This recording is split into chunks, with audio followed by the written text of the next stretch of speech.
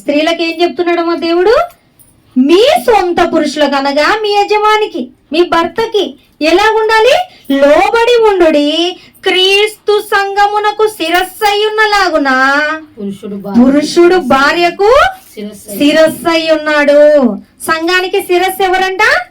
క్రీస్తు. ఒక స్త్రీకి శిరస్సుగా యజమానిగా ఎవరుంటారు? పురుషుడు.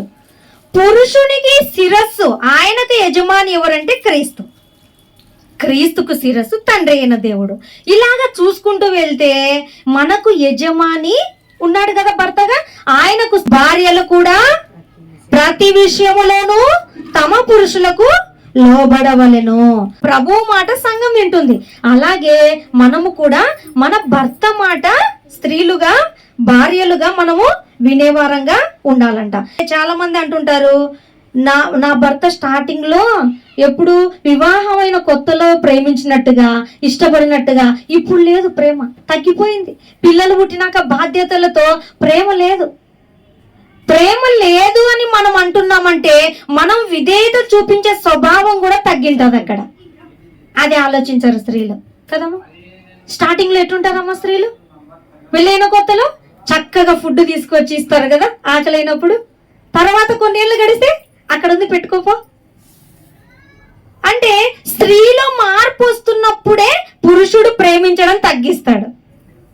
స్త్రీ ఎంత లోబడి ఉంటుందో, ఎంత విధేయత చూపిస్తుందో పురుషుడు అంత ప్రేమిస్తాడంట. కొంతమంది ఉంటారులేండి, ఎంత ప్రేమించినా ప్రేమించని వారు, అది వేరే విషయము.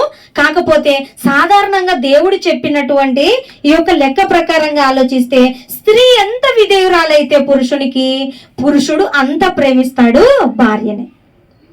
అలాగే మన క్రీస్తు ప్రభువు కూడా మనల్ని ప్రేమించాలంటే ఆయన చెప్పినట్టుగా మనము వినాలి.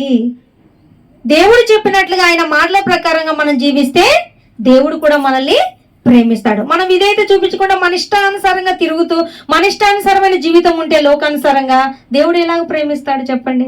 పురుషులు ప్రేమించే యొక్క ఆజ్ఞ వాళ్ళకి పెట్టాడు, స్త్రీకి మాత్రం విధేయత చూపించే స్వభావం. పుట్టినింటి నుండి మెట్టినింటికి వచ్చాక అదే తన ఇల్లు అనుకొని ఏమన్నా ఏమి చేసినా సర్దుకొని పోయి ఉండేది కదా. ఇప్పుడైతే అన్ని సర్దుకొని పోతారు. అప్పుడు చూసుకుందాంలే, అమ్మోళ్ళ ఇంటికి పోయిన తర్వాత అప్పుడు చూసుకుందాం, ఎట్లా రాడో ఎట్లా రప్పించాలో మాకు తెలుసు కదమ్మా. తల్లిదండ్రులు కూడా అదే చెప్తారు, ఫోన్ చేస్తే నువ్వు వచ్చాయి ఫస్ట్, తర్వాత చూసుకుందాం. అందుకే కదా బంధాలు స్థిరంగా గట్టి పునాది కలిగి లేవు. ఎందుకంటే స్త్రీలకు ఓపిక లేదు, భార్యలుగా విధేయత చూపించే స్వభావం లేదు.